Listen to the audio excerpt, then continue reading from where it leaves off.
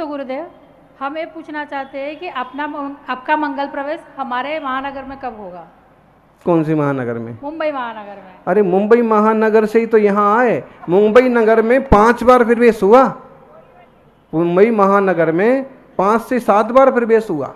हाँ, वो तो ऐसा हुआ कि 2010 में गुरु महाराज ने हमको वहाँ भेजा कि जाओ, तो 2010 फिर रिटर्न आए समाधि, फिर मुंबई गए, फिर रिटर्न आए, फिर कुंजबन अंकल की तरफ वापस। वो तो Mumbai to Kunjaban passenger line हो गई थी, फिर डायरेक्ट चले गए।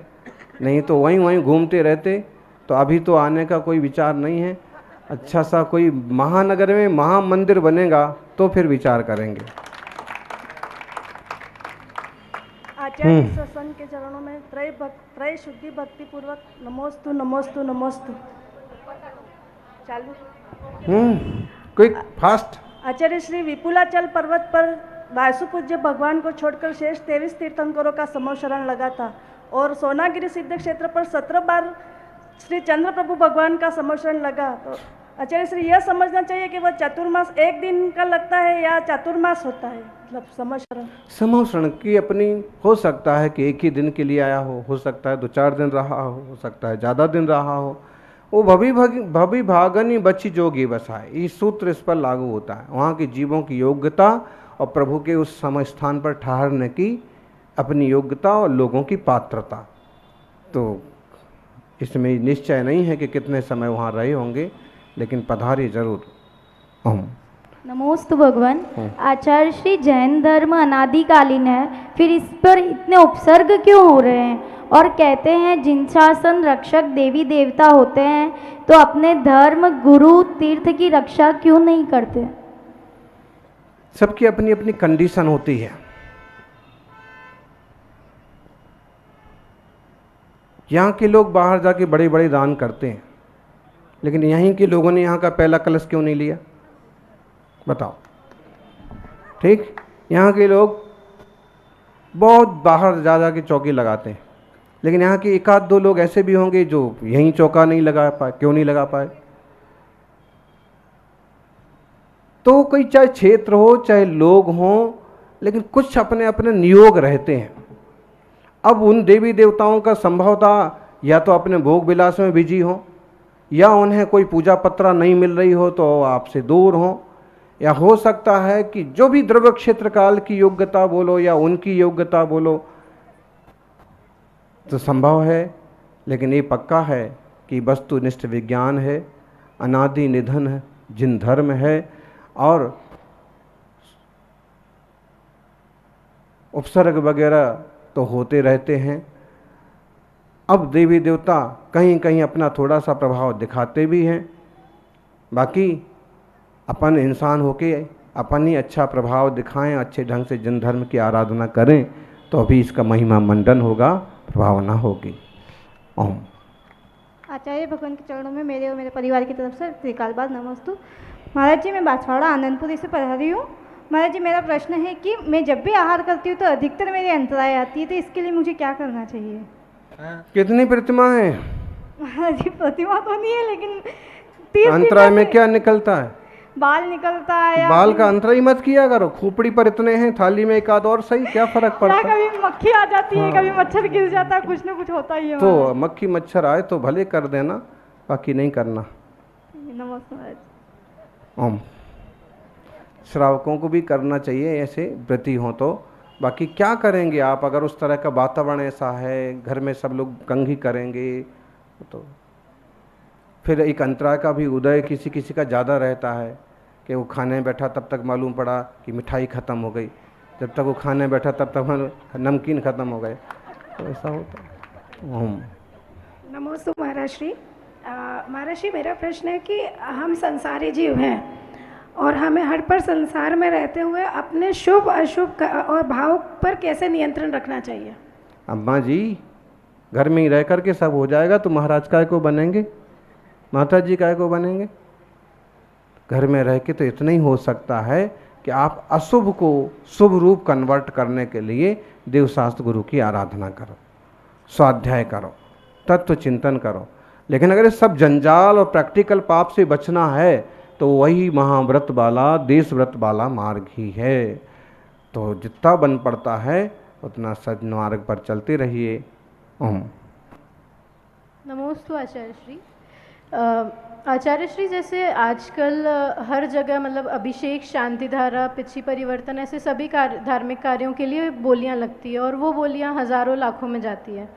तो आम आदमी मतलब जनरली वो नहीं ले सकता, कोई भी आम आदमी वो सिर्फ भाव ला सकता है कि वो उसको भी ऐसा मतलब पुण्य कार्य करने का सौभाग्य प्राप्त हो। उसके भाव के उसको पुण्य ज़रूर मिलेंगे, लेकिन वो कार्य तो वो नहीं कर पाएगा। और हो सकता है कि जो वो बोली ले रहा हो, कुछ मतलब लोग ऐसे हो सकते हैं कि जो सिर्फ अपना नाम करने के लिए या दिखावा करने के लिए बोली ले रहे हों। तो ऐसे में एक जो आम आदमी है जो वो नहीं कर सकता, तो फिर मतलब वो क्या करे कि देखिए, ये कॉमन प्रश्न हो गया, लेकिन इसका रास्ता क्या है? हमने इस पर बहुत बार ये कहा कि बोली ना करें, तो फिर कार्यकर्ता पूछते हैं कि निर्णय कैसे करें। तो फिर हमने कहा कि 1 मिनट रख लो।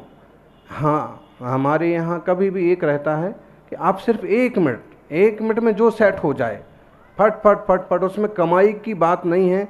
जिसकी सबसे ज़्यादा भावना होगी वो सामने आ जाएगा। अब कहीं नियम दे करके रखो, तो नियम के लिए हम किसको पूछें, किस ढंग से करें? फिर नियम के लिए पिछी परिवर्तन वाला कि चलो पिछी परिवर्तन तो नियम से हो सकता है, साल में 1 ही बार होना है, और वो हमारे ही अधीन है, मुनि संघ के अधीन है। तो कई मुनि संघ पिछी परिवर्तन में नियम वाला फार्म भरवाते हैं, यहाँ भी भरे जाएंगे, है ना? तो तैयार करो, निकालो। और तो उससे ये बाकी रोज़ रोज़ अब पास प्रक्षालन, अब चूँकि हम ये कहते हैं कि एक दिन ऐसा रख लिया जाए कि जिनको कभी मौका ना मिला हो ऐसे लोगों को बुला लिया जाए। लेकिन उसमें ये हो जाएगा कि कुछ लोग और आपस में चढ़ बैठेंगे कि वही थोड़ी है जो नहीं दे सकता, मुझे क्यों नहीं बुलाया, मैं भी तो।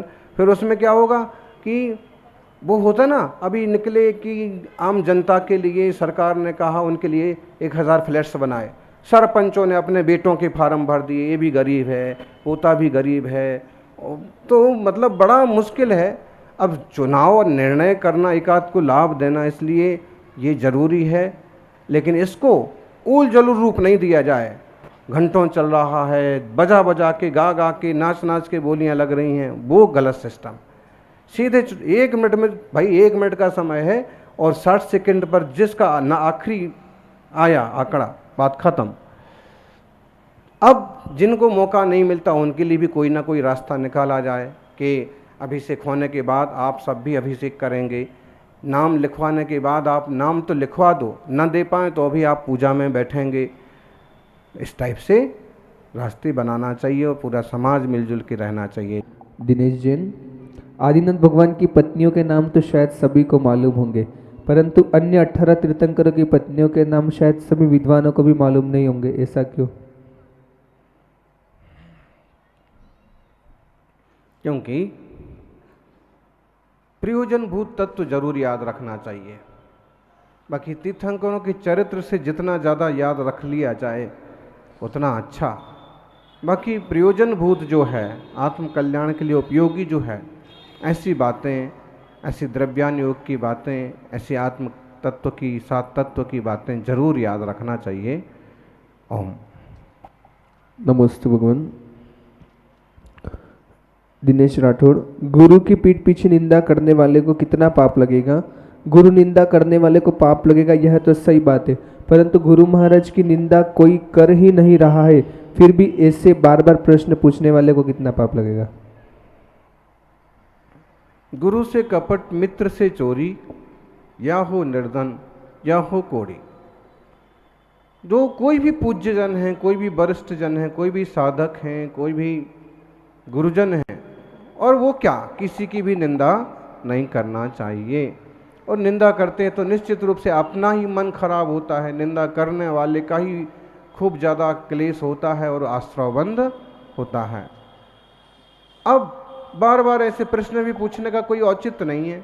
जिनकी जैसी आदत है, जिसकी जैसी भावना है, जिसके जैसे कर्म है, वो अपना अपना भोगेंगे। ओम। नमस्तगन। शांति विधान करते हैं तब उसमें आता है वाचस्पति समान पद अर्घ पाए दी स्वाहा, इसमें वाचस्पति का क्या अर्थ है?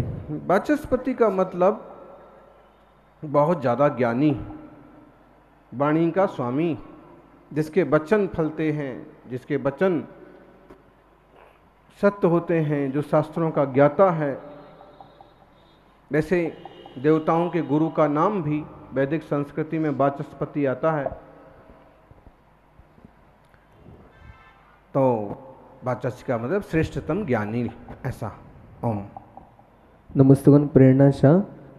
अच्छा श्री आपके पास वाचस्पति का एक श्रेष्ठतम अर्थ अपन गणधर या श्रुत केवली भी कर सकते हैं, और इसका मतलब हुआ कि ऐसा पद प्राप्त हो शांतिनाथ स्वामी की आराधना से, तो जीव थोड़े ही भाव में भाव पार भी हो ही जाएगा। उसी भाव से ही अगर श्रुत केवली हो गया तो उसी भाव से भी पार हो सकता है। ओम नमस्तुगन प्रेरणा शाह सागवाड़ा से। आचार्य श्री आपके पास आध्यात्मिक ज्ञान सभी जीवों के प्रति प्रेम और करुणा, सच्चाई और न्याय की रक्षा करते हैं। आध्यात्मिक अनुभव है, आपके पीछे दुनिया क्यों दौड़ी दौड़ी आती है, उसका रहस्य क्या है? एक बार जो भी आपके दर्शन करता है तो आपका दीवाना क्यों हो जाता है, रंगों में क्यों रंग जाता है? लोगों की आदत थी है।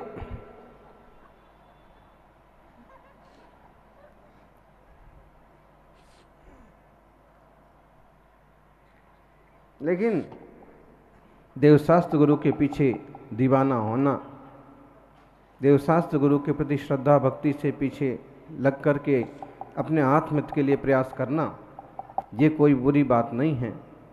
फिर भी किसी तरह का स्वार्थ, किसी तरह का विकल्प और चाहना से ये सब करना, तो उसका फिर आनंद कम हो जाता है। अब हमारे पीछे क्यों लग जाते हैं? जैसे हमसे ज़्यादा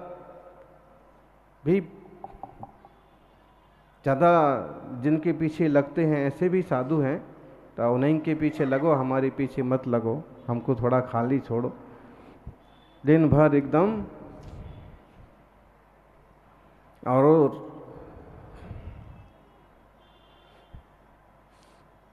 घंटों बैठे रहते कुछ लोग तो अपनी अपनी अच्छी भावना, अपने धर्म ध्यान का सब फल प्राप्त करें। बस ऐसा ना माहौल बना दें कि गुरुजी ही परेशान हो जाएं, के चे करके एकदम दिन में। कुछ लोग तो ऐसे आते हैं दिन में 10-4 चक्कर लगाएंगे, अब आशीर्वाद, फिर आशीर्वाद, आशीर्वाद, आशीर्वाद, और अंत में हाथा खार करके या तो फटकारना पड़ता है या फिर एक जोर से पीछे ठोकनी पड़ती, भाग। तो ऐसा क्या मतलब? फिर एक बार सहजता से, अब बार बार आके वही एक ही बात बार बार 4-6 बार बोलेंगे। अरे बहरे हैं, या याद नहीं रहता है, सुन भी लिया, जितना अनुकूल था उतना सिरा ला दिया, आशीर्वाद दे दिया। तो भक्ति करो, पीछे भी चलो, लेकिन तंग मत करो। उनकी अपनी साधना भी है, संग भी है। ओम। और किसी का प्रश्न?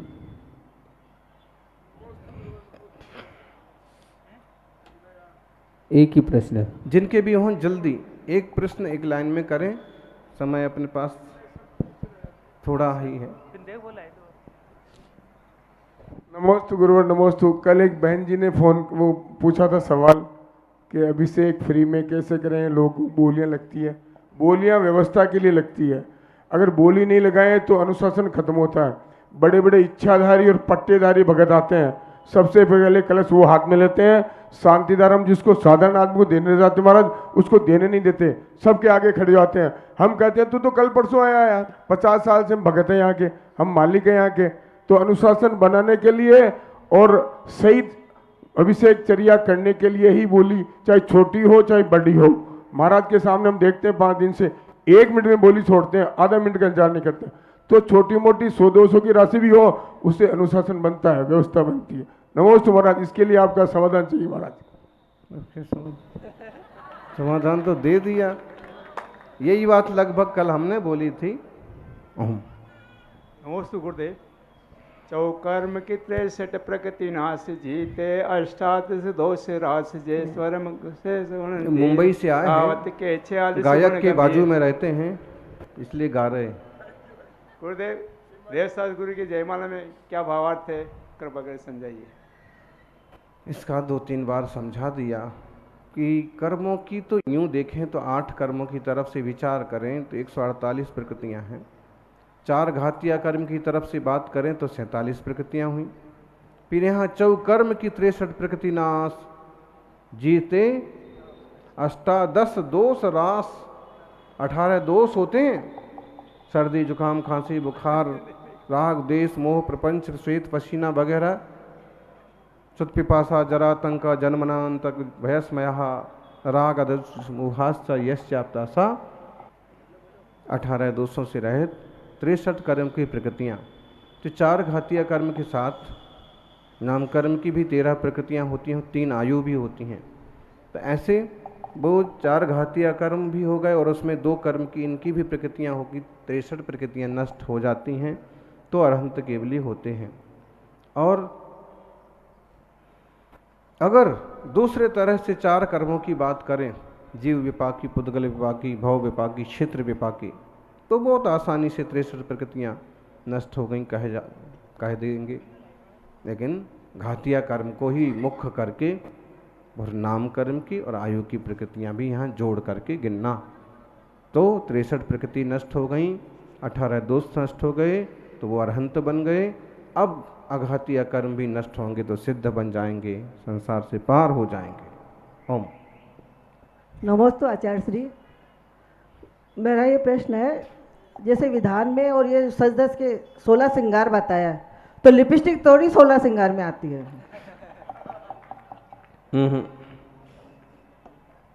कई दिन लगाते हैं, जैसे श्री जी की यात्रा में। नहीं लगाना चाहिए। 16 श्रृंगार में लिपस्टिक नहीं आती है, लिपस्टिक नहीं लगाना चाहिए। और महाराज जी जो आजकल रात को खाने का नियम एशियन पेंट आता है वो पोछ सकते हैं। आगे चलो। नहीं महाराज जी, आजकल जो नियम लेते हैं रात को, बोला घर में नहीं खाएंगे बाहर खा लेंगे जाके। ईमानदारी से तो देखो, रात में पानी भी नहीं पीना चाहिए। मतलब ये रात को खाने वाले, रात को बनाने वाले तो ऐसे कितने कीड़े खा जाते, कितना पाप लाते हैं, कितनी बीमारियां, जो सैकड़ों बीमारियों की जड़ रात्रि भोजन ही है।